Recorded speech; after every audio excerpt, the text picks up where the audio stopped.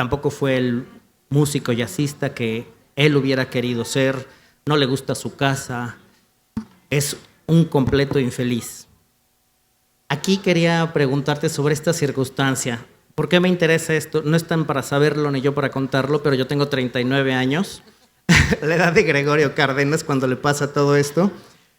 Y creo que algo va por ahí de esa crisis de los 40, cuando uno ve su pasado y puede dudar y decir qué soy, qué he hecho, a dónde voy, y sobre todo como este personaje que ve que no fue ni lo que otros quisieron ni lo que él hubiera querido ser. Desde luego este personaje decide, ahorita que Manol nos cuente mejor, buscar la muerte de su padre para liberarse de eso. Cuéntanos un poco de esta circunstancia de Gregorio y de qué pasa aquí con su padre enfermo. Muy bien, muchas gracias Luis Carlos Fuentes, amigo y editor del libro, con el que trabajé muy estrechamente y gratamente. En efecto, bueno, este personaje que está a punto de cumplir los 40 años, que es como una especie de frontera en la que nos planteamos, ¿no?, cuál ha sido nuestra existencia y cuál es nuestro futuro, ¿no?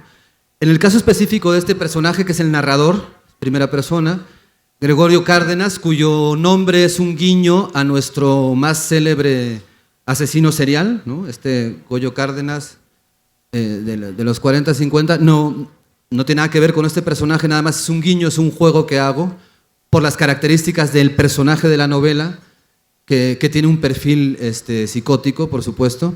Pero este individuo, a punto de cumplir los 40 años, descubre que absolutamente nada de su vida él ha elegido. Ninguna de las circunstancias de su vida, él las ha elegido. Ni su vocación, que fue impuesta por un padre tiránico, brutal, dictatorial, obsesivo porque su hijo cumpliera con el sueño que él persiguió de siempre, que fuera un exitoso músico, un ejecutante al piano de fama internacional. Ni la esposa con la que convive, que es una mujer a la que odia realmente y con la que está porque las circunstancias así se lo impusieron de alguna manera, ni una hija adolescente a la que aborrece y ella también aborrece a su padre. En fin, todas las circunstancias de este individuo en esta frontera, ¿no?, en esta edad en que de pronto asumimos un cierto grado de madurez, son impuestas. Y descubre que no tiene una vida, que no es dueño de su vida y que no tiene un lugar en el mundo. No tiene absolutamente un lugar en el mundo más que el que le dijeron que tenía que tener. Este personaje y estas circunstancias nacen un poco de la tensión dialéctica que hay históricamente entre el libre albedrío y el determinismo, ¿no?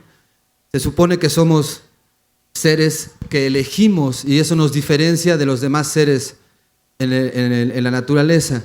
Pero realmente elegimos, ¿no? Es un poco la pregunta que permanentemente está ahí, que me hacía yo a través de este personaje, ¿no? ¿Qué tanto elegimos de nuestras circunstancias? ¿Qué tanta nuestra vida es producto realmente de lo que elegimos? Frente a esta otra posibilidad. Sí, perdón que te interrumpa justamente sí. para hacer un adelante, poco el diálogo. Creo que aparte de lo que salta mucho con Gregorio es que él sí eligió. Siempre se queja de que su padre le impuso, pero él eligió obedecer a su padre. Incluso cuando él dice en su rebeldía que dice, no, yo no voy a ser músico concertista de piano, yo voy a ser jazzista, él cree que está eligiendo otra cosa completamente diferente, pero en realidad está haciendo algo que es una pequeña desviación de lo que su papá quería. Entonces, sí, tampoco fue una imposición total, porque él cuando se rebeló y lo pudo hacer, escogió tirar la piedra muy cerquita. Entonces, ¿hasta qué punto es él el causante de su propia miseria? A eso me refiero con esta tensión entre libre albedrío y determinismo. Sartre dice, estamos condenados a ser libres, ¿no? Estamos condenados a elegir permanentemente y cada una de nuestras acciones son producto de nuestra elección. Pero esas elecciones que tanto dependen de una convicción profunda y de un auténtico conocimiento de lo que queremos y de cuál es nuestro lugar en el mundo, o a partir de una serie de condicionamientos, ¿no? Yo creo que este es el planteamiento que subyace detrás de Gregorio.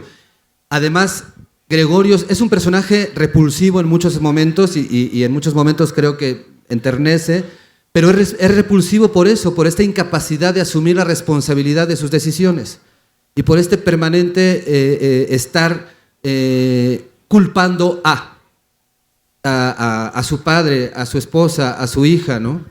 Y esta incapacidad para asumir la posibilidad de ser libre. Dice el psicoanálisis que para madurar hay que matar simbólicamente al padre. No nos hacemos hombres hasta que no matamos a nuestro padre. En el caso de Gregorio, este simbolismo, por su perfil psicótico, este simbolismo es incapaz, normalmente una mente psicótica es incapaz de ver la abstracción, ¿no? de lo que es un símbolo. Entonces, realmente ejecuta esto, ¿no? Déjame platicarles cómo es el hecho de que quiere matar a su padre. No llega y lo apuñala o le da un balazo. No, es una historia mucho más poética, incluso, diría yo. El papá de Gregorio era un gran músico muy conocido del pequeño mundo cultural de una pequeña ciudad de provincia, que presumiblemente es del norte, ¿no? Es San Luis Río Colorado, que debe ser, podría ser... En fin, es una ciudad del norte, digamos, pero que corresponde a muchas pequeñas ciudades que conocemos. Su papá, un día, dirigiendo la banda municipal o estatal, cae en coma. Y está en coma en el hospital sin que nadie sepa por qué. Y un día, en el hospital, en el piano que había en el recibidor, llega un mendigo, todo harapiento, sucio, la imagen del harapiento más clásica que conozcamos, y se pone a tocar justamente esa vez tocó un suspiro, creo, toca un suspiro de Liszt. Y como por arte de magia, cuando en el hospital se empieza a escuchar esa música, el papá de Gregorio despierta del coma, fascinado por la música, fascinado también, que es lo que le duele a Gregorio, porque alguien toca como quisiera que su hijo tocara, pero no es su hijo. Total, que el vagabundo, el mendigo, llega todos los días a tocar y el papá pues sigue recuperándose. Y ahí es cuando Gregorio decide matar a su padre. Pasivamente, digamos, una especie de eutanasia. Entonces busca al mendigo y le dice: te ofrezco dinero para que dejes de ir a tocar al hospital, porque yo creo que gracias a que tú tocaste, mi padre despertó del coma. Y entonces el mendigo le dice: está bien, yo voy a dejar de ir a tocar al hospital a cambio de que cuando yo lo haga y tu padre muera, te vengas a pasar una temporada con nosotros y vivas como nosotros. Que dejes tu casa, dejes tu familia, dejes tu dinero, dejes todas tus cosas y vengas a vivir como un mendigo en un parque abandonado, ¿no? En un parque que vivían ahí. Y entonces Gregorio se le hace fácil y dice sí, y ahí hace ese pacto con el diablo, ¿no? Sí, que es el pacto fáustico, ¿no? Creo que hay como dos mitos ahí que están presentes en la novela: el edípico, este deseo de matar al padre, y el pacto fáustico, que lo hace con este mendigo. Este personaje, que es un poco el que sostiene la novela junto con Gregorio, surge de una anécdota real. De hecho, toda la novela surge de esa anécdota. Bien, la ciudad es una ciudad ficticia, San Jacinto Río Muerto, que es una ciudad de provincia con estas características asfixiantes de una ciudad de provincia altamente conservadora, etcétera. Pero la anécdota sucede en Hermosillo, que es una ciudad de provincia altamente conservadora, pero no es la ciudad de la novela. La anécdota real es un hospital que hay en Hermosillo y que tiene un piano en el recibidor, en el lobby, y un día llega un vagabundo estadounidense, entra al lobby. Su aspecto es el del clásico homeless, ¿no? La barba larga, greña, la ropa deshilachada, lleno de bolsas y mochilas. Atraviesa el recibidor, se sienta al piano y empieza a tocar una serie de melodías al piano. La reacción primera de la gente que estaba en el recibidor, de los parientes de los enfermos, etcétera, o de los y de los empleados, de las enfermeras, enfermeros, etcétera, al principio es de repulsa cuando este hombre aparece, porque además es de estos mendigos que chocan, ¿no? Por su apariencia, por su mirada fiera, por la manera hosca en que llega al lugar. Y de la repulsa y del rechazo y del miedo pasan primero al asombro cuando empieza a tocar el piano y después terminan aplaudiéndolo, ¿no? Y pidiéndole otra canción, etcétera. Esta transformación de la gente alrededor de este vagabundo, de alguna manera a mí me pareció increíble, me pareció fantástica cómo se transformaba la gente, cómo de ser un ser repulsivo se convertía en un ser admirable a través de ejecutar una serie de canciones en el piano. Y a partir de ahí, esto se me metió en la cabeza, esta anécdota, como del 2014, y yo empecé a darle vueltas y empezaron a surgir las preguntas, ¿no? y a pensar, bueno, aquí hay una novela, ¿no? Además, eso es un leitmotiv en la novela. Se repite muchas veces el poder de la música para calmar a las bestias, ¿no? O despertar enfermos. Una vez que el padre muere, Gregorio cumple su promesa y se va a vivir con ellos. Y en un enfrentamiento que tienen con una banda rival, los Pokémones, una banda rival de mendigos, él los calma tocando un bolero. Pokémones, ¿no? Con F. Los Pokémones, porque sí. Queman cristal, ¿no? Exactamente. Pokémones. De foco. Sí. Okay, y bueno, ahí los calma tocando un bolero cuando están a punto de atacarlo, ¿no? En su guitarra. Y él, de hecho, se gana su lugar entre todos los mendigos que lo desprecian por ser alguien que no pertenece a su mundo, gracias a la música. Es decir, aquí podríamos ver casi que es otro mito, el de Orfeo, ¿no? Sí, que baja al infierno y es gracias a la música que puede seguir su camino y salir bien librado de eso. De acuerdo, sí, porque el principal viaje en este infierno de la marginalidad, donde empieza a convivir con una serie de personas que viven en la indigencia, este sumergirse en el infierno, por supuesto que es de la mano de la música, creo que es un rasgo que hay una contradicción permanente en él, porque él cuando renace, digamos, como mendigo, después de un rito de iniciación, etcétera, cuando se convierte en ese individuo que deja absolutamente toda su vida anterior, de la que se sentía preso, en la que se sentía totalmente encarcelado, deja atrás la hipoteca por la casa, deja atrás un empleo aburridísimo como maestro de música en la Casa de la Cultura, deja atrás una adolescente insoportable, desdeñosa, que nunca le ve a los ojos porque siempre está con el celular, deja atrás una esposa que es como una especie de prolongación del padre tiránico, porque es una esposa que permanentemente le está recordando lo mediocre y gris que es. Se transforma en un individuo totalmente diferente que incluso rechaza, no quiere saber nada de la música. Pero la música es la que le permite interactuar en este mundo marginal y empieza a encontrar una especie de lugar en el mundo, ¿no? Aparentemente parece que encuentra un lugar en el mundo, pero bueno, suceden una serie de cosas. Sí, a mí me interesa mucho, este es el segundo gran punto que yo creo de la novela de Imanol, que es ese mundo, ese inframundo, que primero está presente en todos lados, pero nadie lo ve. ¿Por qué? Porque es gente invisible, es gente que aunque está presente, le pasamos la vista por encima. Igual pasa en la novela, ¿no? Es la mejor manera de disfrazarse, como un mendigo y ya nadie te ve. Sin embargo, él se da cuenta que está en todos lados. Apenas volteas y es como un submundo, como una otra dimensión que coexiste ahí. Ahora yo te quería preguntar de esto, este mundo, este inframundo o mundo alterno, ¿qué tan real es o qué tanto lo imaginaste tú?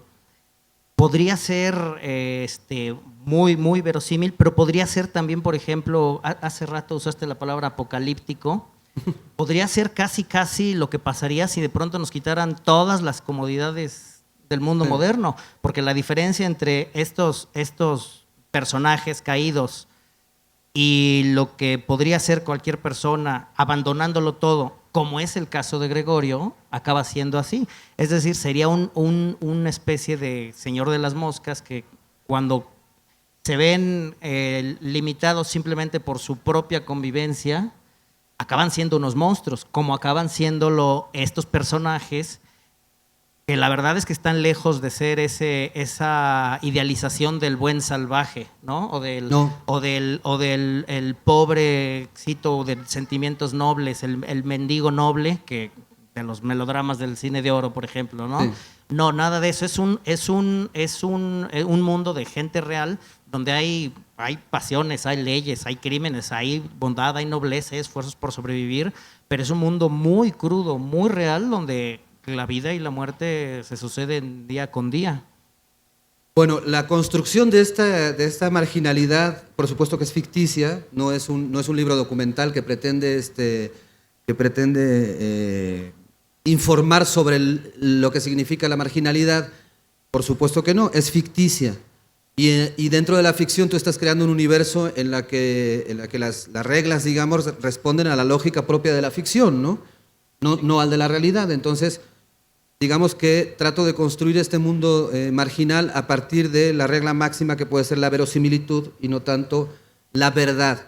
Pero bien, obviamente que sí está alimentado este mundo marginal, este mundo casi apocalíptico, está alimentado por experiencias personales y por un conocimiento de lo que puede ser la marginalidad, ¿no?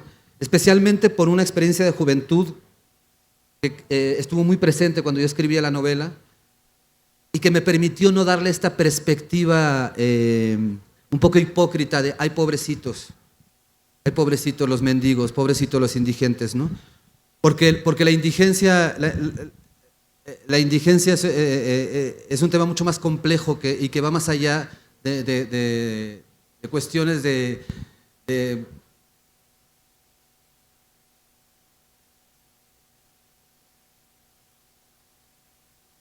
va más allá de cuestiones de lástima o incluso de cuestiones económicas, ¿no?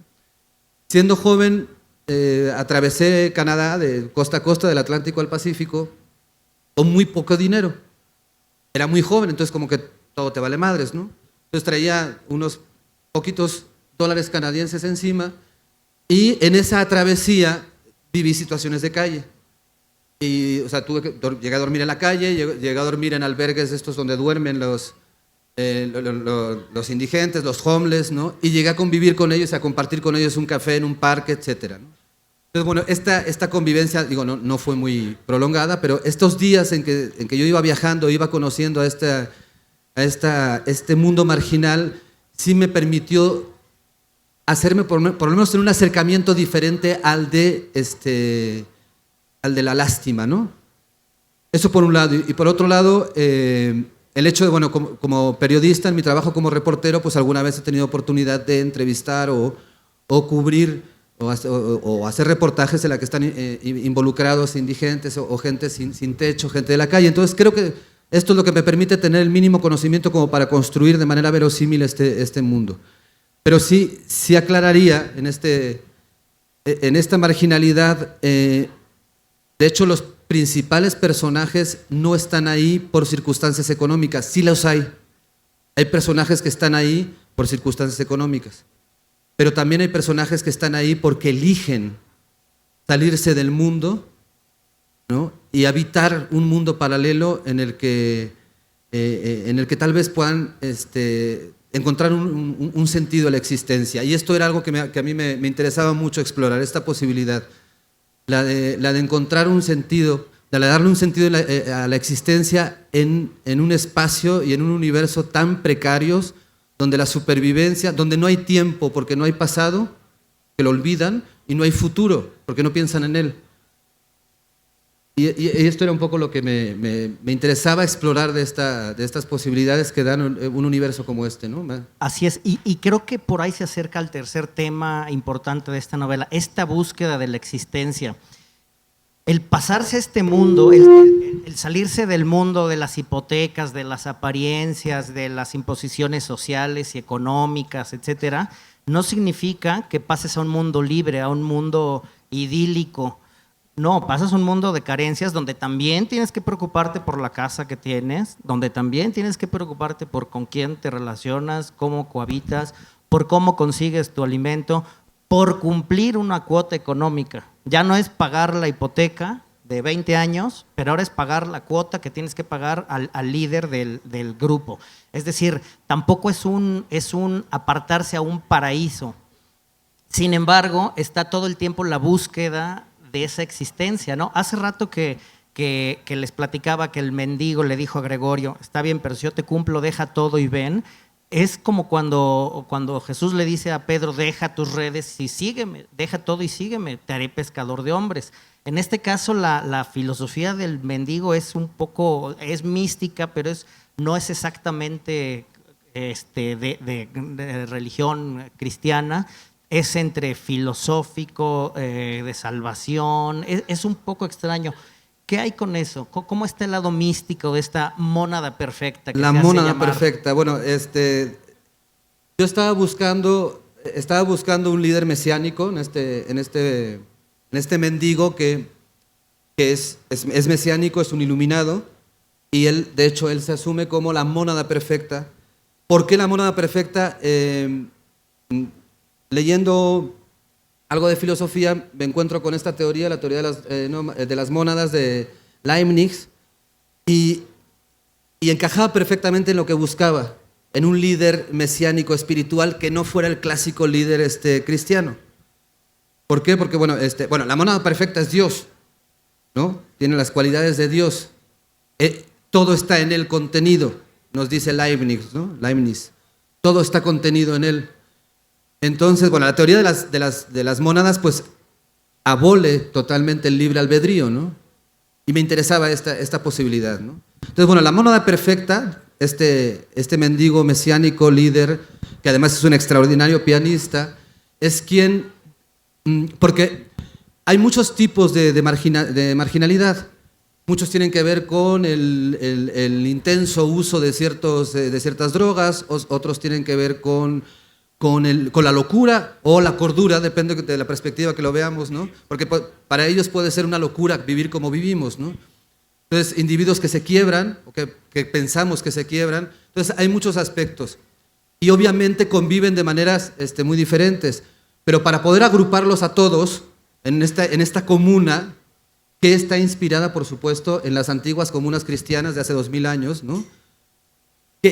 La Iglesia Católica que está enfundada en un grupo de locos desarrapados, ¿no? Porque eso eran un grupo de locos, los tomaban por locos y eran pobres, algunos miserables, que fueron convencidos por el loco mayor, ¿no? Un tipo que se decía que era hijo de Dios y que les prometía un reino, ¿no? Entonces, esta idea tan absurda es el germen para construir uno de los poderes más absolutos y brutales que ha tenido la historia de la humanidad, que es la Iglesia Católica. Entonces, un poco con esta idea de la comuna primitiva cristiana, sin aludir directamente al cristianismo, yo creo este personaje que asume de la filosofía de Leibniz, de esta teoría de las mónadas, pues la mónada mayor, digamos, la mónada perfecta, que es Dios, ¿no? Y los demás individuos, entonces él va recogiendo, digamos, él va convenciendo, él va convirtiendo a los miserables que se encuentra, los va convirtiendo a esta comuna, ¿no? Los va trayendo y les va diciendo, aquí tienen un propósito y un proyecto de vida, ¿no? Que es un gran proyecto de vida. Entonces hay una cuestión que se cruza precisamente con esto, ¿no? Con la construcción de utopías, desde la más antigua que tenemos, que es la utopía cristiana hace 2000 años, hasta pasando un poco por la utopía más reciente, ¿no? La del siglo XX, y cómo dentro de estas utopías está el germen de la propia destrucción, ¿no? Del proyecto utópico. Así es, y no puede dejar de percibirse la pequeña ironía que hay ahí, el rasgo de crítica a todo esto, porque al final de cuentas después surge la iglesia única de los pobres, que puede tomarse como una metáfora de todas estas sectas o incluso de algunas de las grandes religiones, como la toman algunos oportunistas el día de hoy, porque si bien es cierto que la mónada perfecta es una especie de Siddhartha que tenía dinero, tenía fama, tenía carrera, tenía todo, y un día cayó en desgracia por una mujer y acabó en el asesinato y siendo esta mónada perfecta, este personaje místico. Gregorio no era nadie. Gregorio no tenía todo ese pensamiento. Gregorio no tenía nada. Gregorio acabó usándolo como una manera de ganar dinero, prácticamente. ¿Abusando de quién? Pues de los pobres, por eso es la iglesia única de los pobres, ¿no? Sí, de hecho hay un guiño por ahí en un momento que, bueno, no, es que tampoco estaríamos revelando aspectos del final de la novela, pero hay varios guiños, por ejemplo, hay un guiño por ahí que tiene que ver con Trotsky y Stalin, por ejemplo, ¿no? Y cuestiones de estas traiciones, ¿no? Dentro de los proyectos utópicos. Sí, yo creo que Gregorio podría llegar a ser alguien, pero es incapaz, ¿no? Y al final encuentra en esta construcción de esta supuesta iglesia, ¿no? Encuentra un lugar en el mundo, pero desde una perspectiva que podría ser incluso hasta despreciable, ¿no? Porque traicionando la esencia de lo que le planteaba este sujeto que encuentra por azar y con el que hace este pacto, ¿no? Exacto, la monada perfecta es como el Dios del Antiguo Testamento, es cruel y colérico, pero también es bueno y ayuda a crear y demás. Y Gregorio se queda con lo malo y con las riquezas, ¿no? Por eso bien dicen que sobre él fundó su piedra, sobre Gregorio. Era la piedra sobre la cual pensaba fundar su iglesia y que iba a acabar siendo una iglesia de dinero. Sí, claro. Me gustaría apuntalar algo porque en pleno siglo XXI, hijos del siglo de la razón, se supone nosotros, rápidamente, hijos del siglo de la razón, no hace mucho yo iba entrando a Nogales, una ciudad que está al norte de la frontera, en Sonora, y en la entrada había una enorme espectacular donde un pastor y una iglesia anunciaban milagros y curaciones por tocamiento, le dicen, ¿no? Es así como toda la ciudad estaba tapizada de estos espectaculares, ¿no? Las que anunciaban milagros y curaciones por tocamiento. Y cuando este pastor se paró ahí, no sé, en una explanada, en un lugar así, luego pregunté, se llenó. Había un montón de gente, era impresionante, ¿no? Entonces, bueno, en pleno siglo XXI, nietos del siglo de las luces, ¿no? Hijos de la razón, es sorprendente esto, ¿no? Lo comento porque tiene que ver un poco con este universo, ¿no? Alterno. Pero no sé Bueno, es que hoy y siempre el ser humano quiere creer, ¿no? Y si es en milagros, mejor. Sí. ¿No? Y siempre hay gente dispuesta a aprovecharse de eso. No sé si querías comentar algo más, sino yo marqué un par de pasajes que alrededor de estos temas, pues, podría leer yo, tú o quien sea. Mira, creo que pues se ha dicho bastante ya de la novela.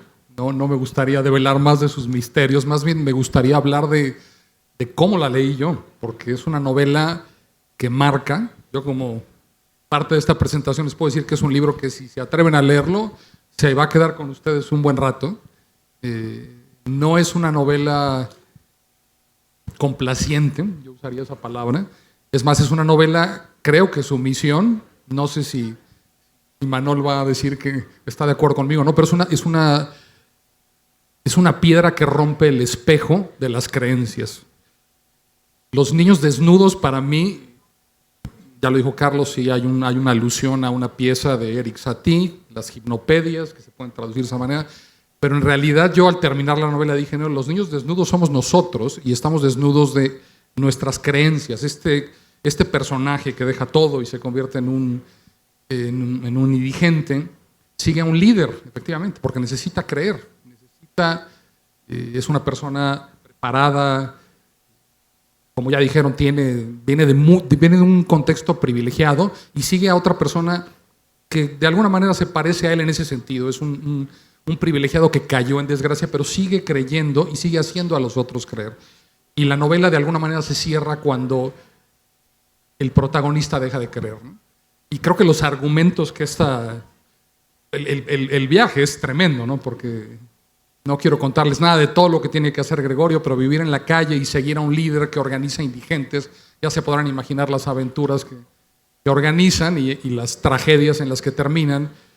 Pero yo, cuando terminé la novela, sí, mi reflexión fue esa: ¿por qué el autor, por qué Imanol Canellada me llevó a este mundo? Porque es ahorita yo también quiero leer un pequeño parrafito para que se den cuenta de la calidad de la escritura. O sea, es muy emocionante, pero es muy fuerte. A mí me hizo pensar, le decía a Imanol, en un autor que igual me sacudió la primera vez que lo leí y que se lo agradecí porque fue un golpe en eso, ¿no? En el centro de quién soy, por qué creo y realmente para qué necesito creer, ¿no? Esa sería yo creo que mi contribución. Y decirles, además, me gustó mucho el epígrafe de la novela, los dos epígrafes. Rara vez el epígrafe de una novela te dice con tal precisión para en el viaje en el que te estás metiendo, ¿no? Y se los voy a leer.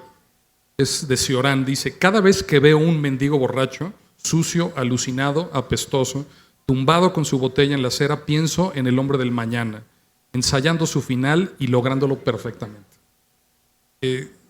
Es una novela manifiesto. Se está imaginando los posibles futuros de esta sociedad en la que estamos completamente inmersos, una sociedad de consumo que nos, al momento en el que facilita nuestras vidas, también oculta todo, ya no sé si es de Milán Kundera esta frase, todas las interminables venecias de mierda que hacen posible nuestro estilo de vida y apuntalan esta entelequia que son las ciudades modernas. Entonces, leer esta novela es entrar en esa reflexión a través de una ficción. Que qué bueno que no te fuiste a vivir a la calle, porque yo también te iba a preguntar eso, si te habías ido a vivir en primera persona las aventuras, tremendas aventuras de este personaje. Pero vale la pena que lo lean. Si están dispuestos a, como les digo, a romper ese cristal, pues atrévanse a leer la fiesta de los niños desnudos. Carlos, no sé si quieres leer tú un párrafo de los que querías leer. Sí, ahorita lo leo. Solo quería también señalar que hay un pequeño personaje importante que no se le da, del cual creo que casi nunca se habla, que es la hija. Siempre se toma como la hija problema, la hija puberta adolescente, que es imposible ¿no? Sin embargo, bueno, obviando lo que decíamos hace rato, que esta niña insoportable es resultado de la educación de sus padres, también culpa de Gregorio, acaba siendo ella, en esta crítica de esta sociedad, el ejemplo del joven actual. Ella se la pasa pegada al celular, no habla con sus padres, está todo el tiempo chateando, está en cierta manera buscando un sentido ahí, y eso se ve sobre todo al final de la novela. Ella también, esta nueva generación, está buscándole sentido a su existencia. Lo hizo la Mónada Perfecta, que pues es mayores generaciones antes que Gregorio. Lo hace Gregorio en su circunstancia, que sería una generación como la mía, y lo está haciendo también su hija, que tiene 14 años por ahí, ¿no? 15 años. Sí. Y normalmente ese personaje que está ahí rondando, se habla poco de él, ¿no? ¿No crees? Sí, claro, se habla porque sí es muy circunstancial, aparece al principio de la novela, luego aparece al final. Es cierto que buena parte de la novela no está, pero está de alguna manera, permanentemente, porque luego tiene como una especie de espejo que es Brisa, esta muchacha que está dentro de la comunidad y que cree ciegamente en la Mónada Perfecta, ¿no? Que también es una muchacha joven, tiene 19 años. Entonces, bueno, está este espejo de, ¿no? Esta muchacha inmersa en el mundo virtual, buscando en efecto encontrar un sentido de la existencia, y al mismo tiempo está esta muchacha que sí tiene más presencia en la novela, tiene 19 años, Brisa, que además despierta todas las pasiones de este pobrecito Gregorio, pero esta muchacha de 19 años que de alguna manera también está permanentemente huyendo de su propia condición y de sus circunstancias y de dónde es y quién es. Bueno, creo que hay una especie de diálogo ahí entre estas dos muchachas que nunca se conocen, ¿no? A mí me parece tremendamente injusto que estemos señalando a los jóvenes en la actualidad, pero mucho, me parece tremendamente injusto que les estemos señalando, y que los millennials, y que esto, y que... Me parece tremendamente injusto. Eso igual daría para toda una charla, ¿no?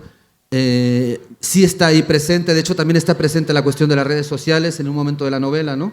Está muy presente, también es determinante para entender algunos aspectos de la trama, ¿no? Las redes sociales y el rol que juegan en nuestra vida y en nuestro mundo. pero sí quiero decir, aprovechar que me parece tremendamente injusto, porque creo que en efecto los jóvenes están encontrando un lugar en el mundo, están buscando su lugar en el mundo a través de caminos que a nosotros tal vez nos pueda parecer incomprensibles, pero eso no nos da derecho a condenar esos caminos, porque nosotros también transitamos caminos que han sido una mierda, ¿no? Y aquí está el resultado, pues, ¿no? Ha sido...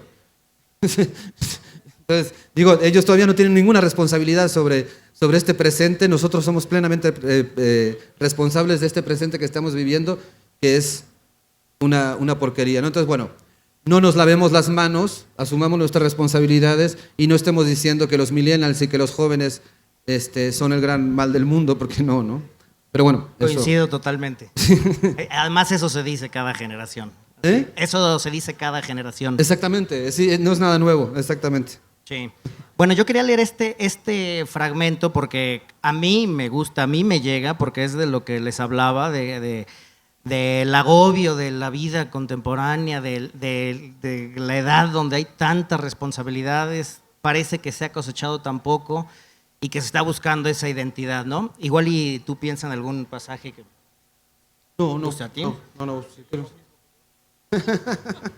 Es cuando él se va a ir a vivir con los indigentes y está preparándose para irse, está haciendo su maleta. La mochila abierta sobre la cama esperaba vacía.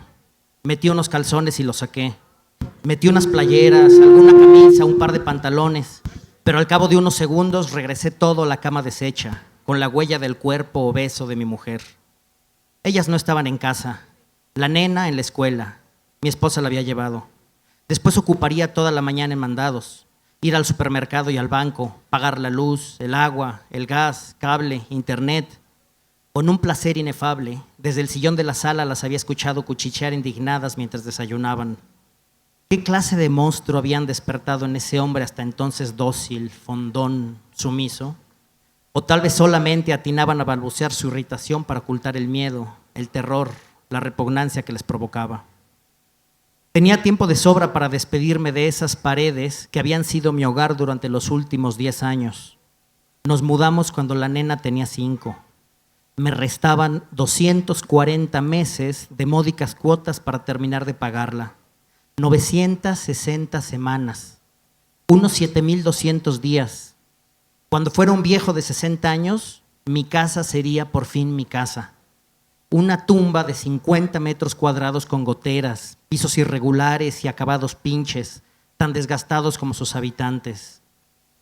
¿Qué se llevaba uno al parque de los parias? Tal vez nada. Un renacimiento exige desnudez. El bautismo de los antiguos cristianos consistía en sumergir en las aguas de un río o del mar al ungido hasta que sus pulmones agotaran casi todo el aire. Solo entonces lo sacaban de las profundidades y el nuevo miembro de la Grey respiraba a bocanadas la vida elegida, purificado. Los sacerdotes de ahora, congestionados de carne y vino, esparcen unas gotas sobre la frente de un recién nacido incapaz de comprender lo que está pasando.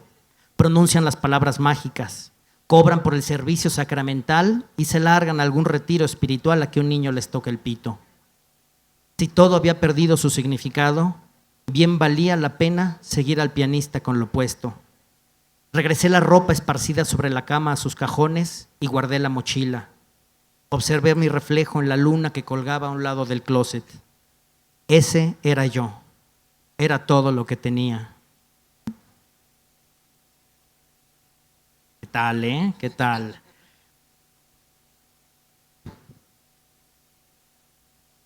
Sí, bueno, en respuesta, yo pensé que ibas a leer lo mismo que yo, pero...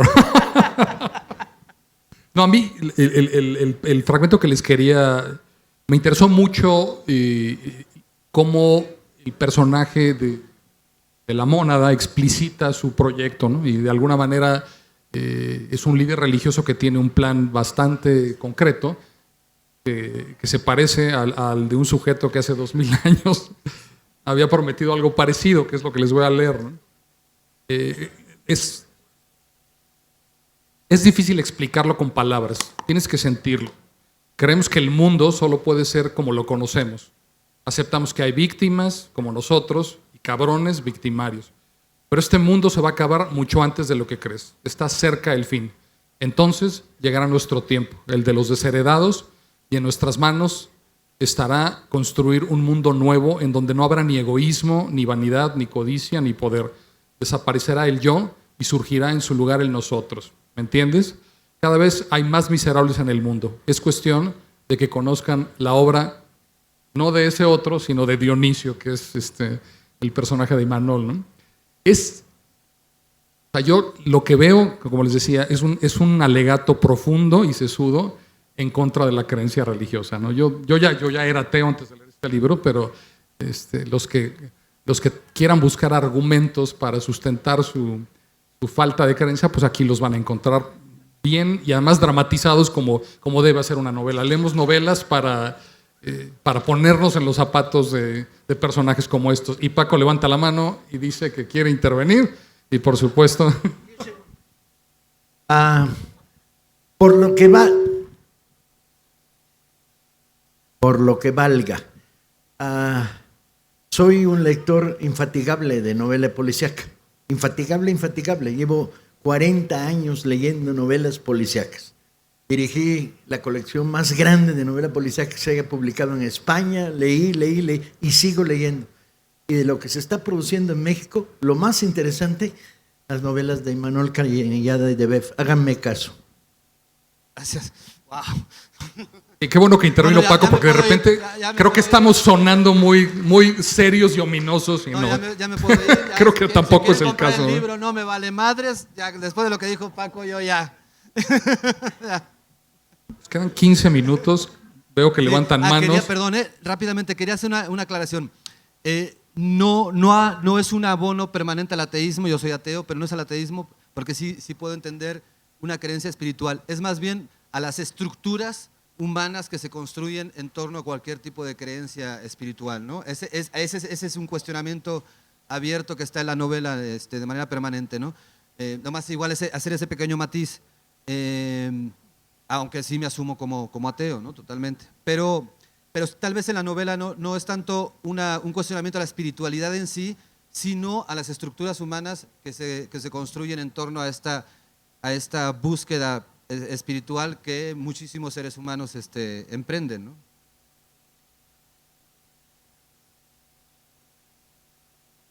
Pues queda poco tiempo realmente y antes de preguntar si alguien quiere opinar algo, tú decir algo finalmente, quería terminar diciendo que se acercan a la obra de Imanol. No solamente este libro, sus novelas anteriores. Imanol es originario de España, vive en México desde hace más de 20 años. 30 años ya casi, pero su literatura trasciende países, no es español, no es mexicano, no es literatura negra, no es solo policíaca, no es solo literatura del norte, es literatura sobre lo humano. Trasciende todas las etiquetas y es acercarse a su literatura, es acercarse a la vida y a la experiencia de lo que es el ser humano. ¿Alguien si quiere comentar algo?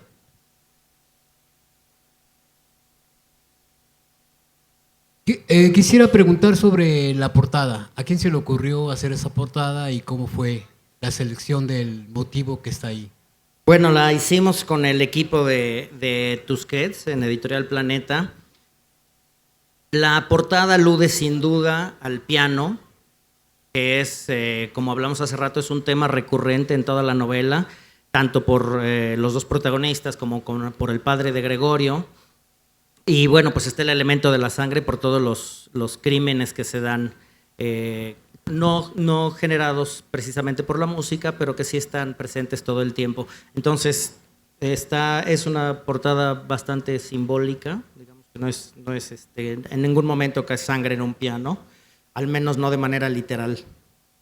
Yo nada más comentaría que yo no, bueno, aparte que soy muy malo para estas cuestiones, yo no tenía ni idea de cómo podían plasmar una portada de esta novela, porque no es una novela, yo creo que porque tiene varias capas, ¿no? No tenía ni idea, yo decía, bueno, pero ya pues es bronca de ellos, no es mi bronca, esa no es mi chamba, ¿no? Mi chamba es escribir. Y cuando me manda Luis Carlos la propuesta, dije, a la madre, qué chingón. Porque, bueno, a mí me encantó la portada, ¿no? Así es, no queríamos que se quedara en el lado, como tú dijiste, documental, que se quedara, por ejemplo, en el lado de los indigentes, ¿no? Que pareciera algo que es un reportaje.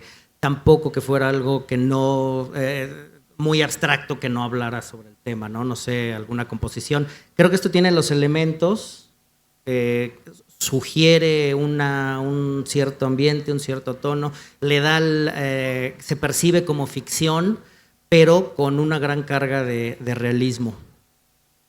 Sí, porque además la música atraviesa toda la novela, ¿no? Está Liszt, está Rachmaninoff, está Satie sobre todo, está Bach, pero la atraviesa de una manera muy sangrienta y no en el sentido explícito, ¿no? Sino es muy dolorosa la música para quienes están involucrados, ¿no? En este universo y propiamente con la música, ¿no? Entonces, la portada era así como, ¡buah! Le atinaron. Y también están hombres G y Maná, en algún momento se ponen a tocar en la calle. Sí, sí, sí, Brisa le dice, a ver, ahora vamos a tocar para otro público y se ponen a tocar canciones ochenteras, ¿verdad? Ah, claro. Y boleros, y hay música africana, en fin, es un gran recorrido musical. Cantoral y al bolero logra detener a la horda de Pokémones que... perdón. Gracias al bolero y a Cantoral logra detener a la horda de Pokémones que están a punto de acabar con él, ¿no? De consumidores de cristal, ¿no? Pokémones. Creo que vale la pena, Imanol, que nos digas algo. Las piezas clásicas, o sea, de manera general, el padre autoritario es clásico, toca los conciertos del repertorio clásico, que es el que mencionas, que es el que toca Dionisio, el indigente, en el vestíbulo del hospital. Y el hijo habla de que le gusta el jazz, que le gustan las cosas más, pero me da la impresión, digo, yo sé que Paco escribe con música y la música va guiando la novela, la va de alguna manera informando.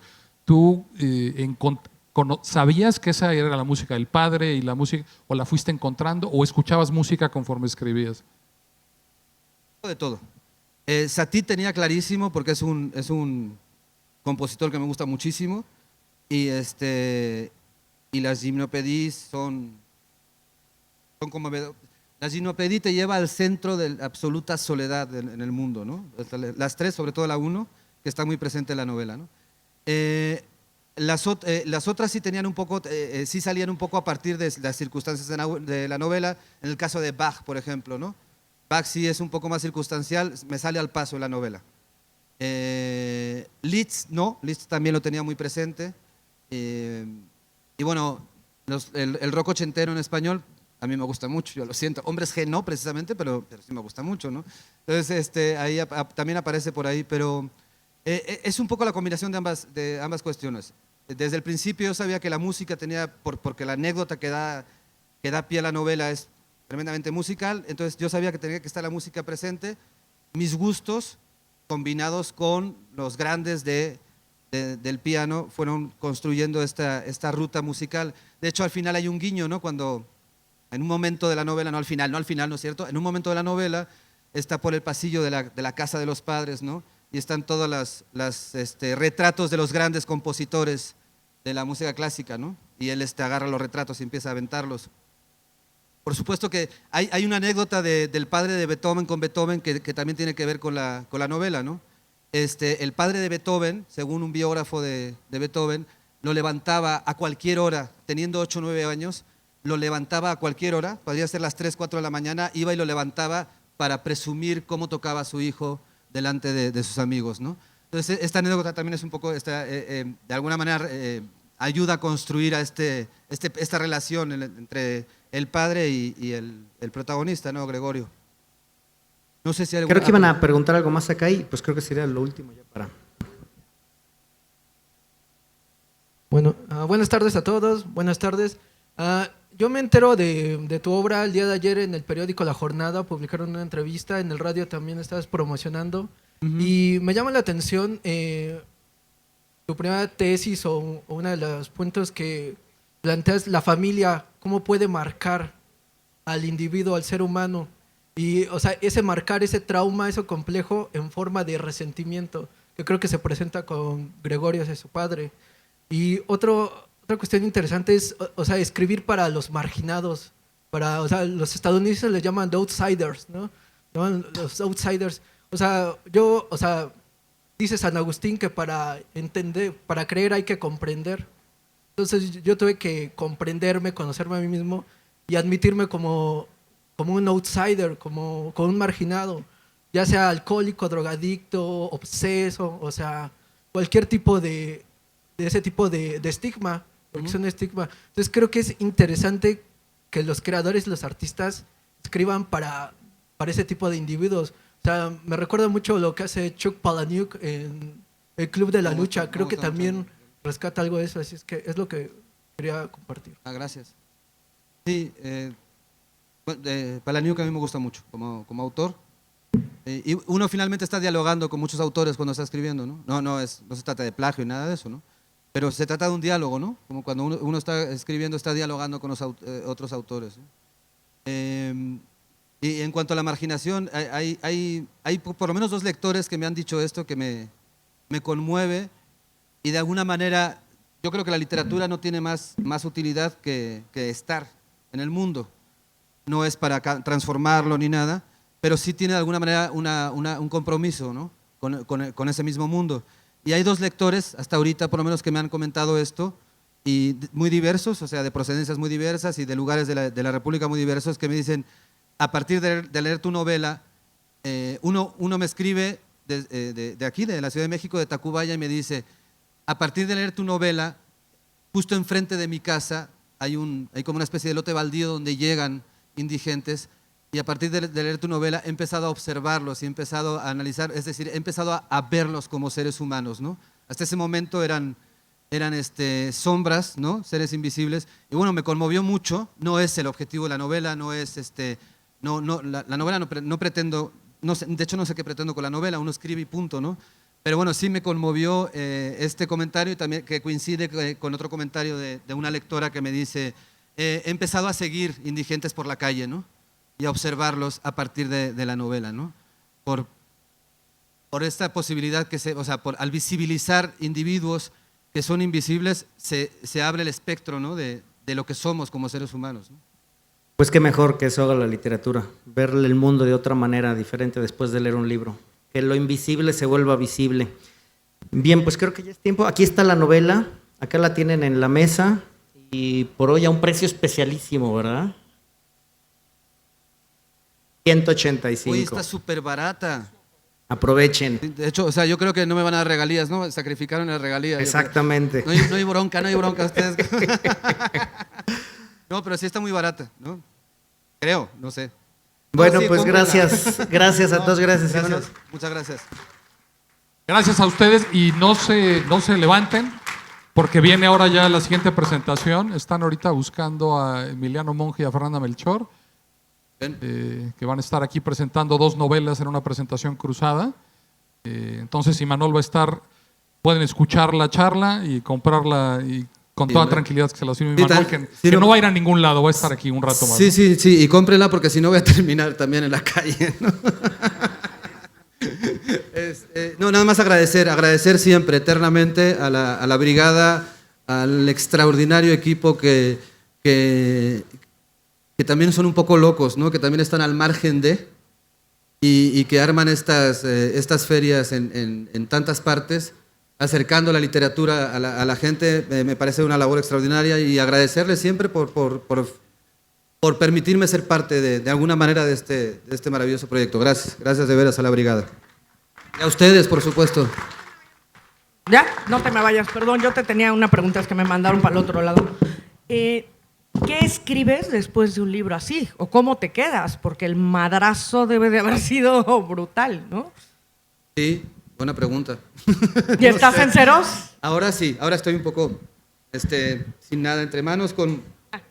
Ahora estoy con estos proyectos que uno no sabe muy bien si van a ir a algún lado, ¿no? Entonces realmente no es, ideas, pero ninguna todavía me ha enganchado así como para decir, ya estoy sumergido en un Ya voy al en que el proyecto. sigue. No, ahorita así como que un O sea, poco como zombie. explorando. Es que eso dice Paco. Paco dice que después de escribir Patria, que terminó hace 3 meses, lleva 3 meses caminando como zombie en su casa porque se le terminó el libro que tenía que escribir ¿no? Y abre cajones y va viendo proyectos y cierra cajones, ¿no? Y yo me imagino que cuando tienes un tema Un tan poco así, sí. potente, terminas como así, ¿no? Sí, un poco, sí, explorando posibles temas, explorando algunas cuestiones que están ahí en el cajón. Hay un personaje que estoy explorando que me gusta mucho, está en un cuento y de pronto se me ocurre la posibilidad de que se convierta en novela. Es un enano que es idéntico a Superman y que vive, y que trabaja disfrazándose de Superman y la gente lo agarra de un arnés y lo avienta, ¿no? Ese es su trabajo. Entonces, ahí hay una posibilidad, pero todavía no sé si hay una novela, ¿no? Pero bueno, hay algunos proyectos ahí, todavía explorándolos.